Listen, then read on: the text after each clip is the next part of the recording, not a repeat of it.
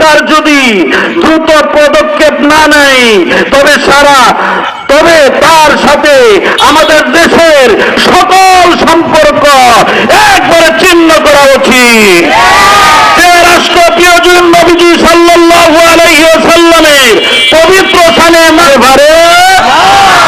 ভারতে প্রিয় নবীজি সাল্লাল্লাহু আলাইহি ওয়াসাল্লাম ওনার মুবারক শানে যে মুশরিকরা মানহানি করেছে, সেই মুশরিকদের জন্য বাংলাদেশের সরকার ইলিশ পাঠাচ্ছে।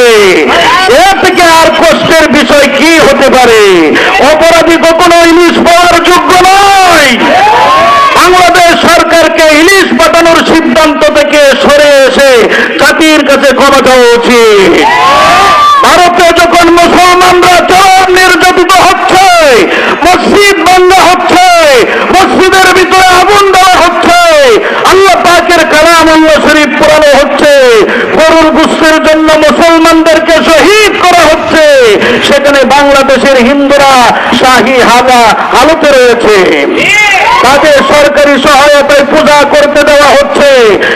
এটা কখনো ইনসাফ হতে পারে না। বিগত সরকার প্রতি মণ্ডপে 500 কেজি চাল বরাদ্দ দিয়েছে, অথচ ঈদে কুরবানিতে মুসলমানদের মসজিদগুলোতে কিছুই দেওয়া হতো না। এটা ছিল তাদের বেইনসাফি কাজ। ভাইরা আমার, আমাদের প্রত্যেকের দায়িত্ব মুসলমান এখন এক হওয়া। নারে তাকবীর, নারে রিসালাত, রামগিরির চামড়া, নবীজির দুশমনেরা, নারে তাকবীর।